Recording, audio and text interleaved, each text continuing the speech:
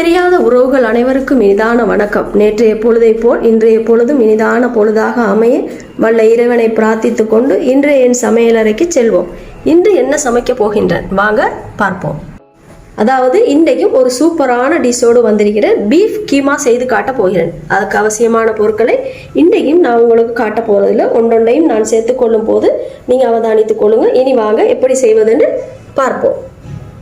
முதலாவது நம்ம இந்த ஃபேனை வச்சு கொஞ்சம் சூடாகும் வரைக்கும் வெயிட் பண்ணுவோம். இப்போ பாத்திரம் சூடாகிட்டு நம்ம ஒரு 4 அல்லது 3 மேசைக்கு ரெண்டு ஆயில் சேர்த்துருவோம். அடுத்தது ஏலக்காய் 3, பட்டை கிராம்பு 3, மிளகு 1/4 டீஸ்பூன், பெரிய வெங்காயம் 2 எடுத்து மீடியம் சைஸ் எடுத்து சிறிதாக கட் பண்ணி வைக்க அதையும் நாம் இதுக்கு சேர்த்துருவோம். இதை நல்லா லைட்டாக பொன்னிறம் வரும் வரைக்கும் அப்படியே வதக்கி எடுத்துருவோம். அடுத்தது இஞ்சி பூண்டு பேஸ்ட் நல்லா மிக்ஸ் பண்ணி வைக்கணும்.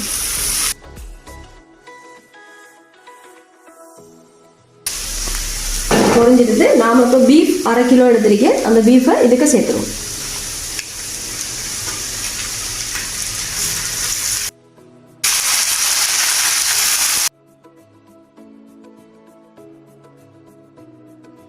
அடுத்தது உப்பு சேர்த்துருவோம்.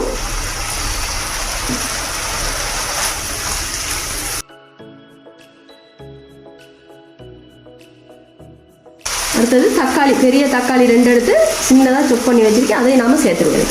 அதையும் நல்லா மிக்ஸ் பண்ணி விடுவோம். வதங்கு வரைக்கும் வெயிட் பண்ணுவோம்.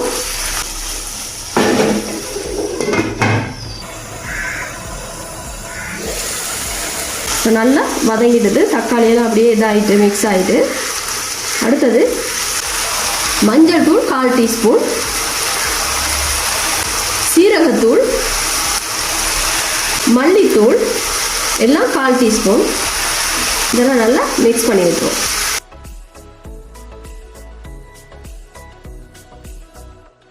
அடுத்தது மணத்துக்கு கறிவேப்பிலை, ரம்பை, இதையும் நல்லா மிக்ஸ் பண்ணி விடுவோம். மிளகாய்த்தூள் 1 மேசக்கரண்டி நல்லா மிக்ஸ் பண்ணி விட்டுரும்.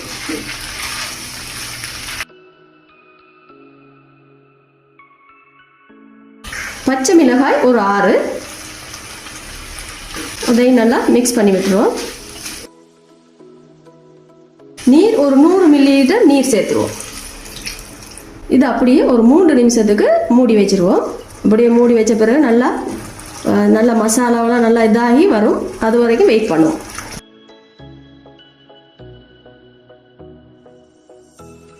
அடுத்தது வினாகிரி ஒரு 1/2 டீஸ்பூன் சேர்த்துருவோம்.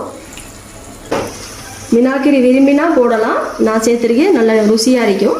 இல்லைன்னா நீங்கள் லெமன் சார் கொஞ்சம் சேர்க்கலாம். அதுவும் இல்லைன்னா ஒன்றுமே தேவையில்லை. தக்காளி போட்டிருக்கிறதால எல்லாமே சேமாக இருக்கும். வறுத்த மசாலா தூள் சேர்க்கணும்.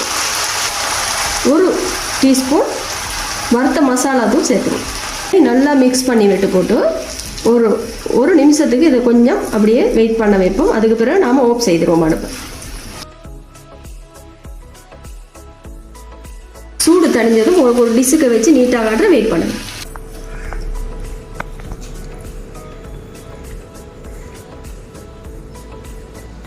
இனி என்னுடைய பீஃப் கீமா வந்து ஃபினிஷ் ஆகிட்டு பாருங்கள். செம்ம க்யூட்டாக இருக்கு.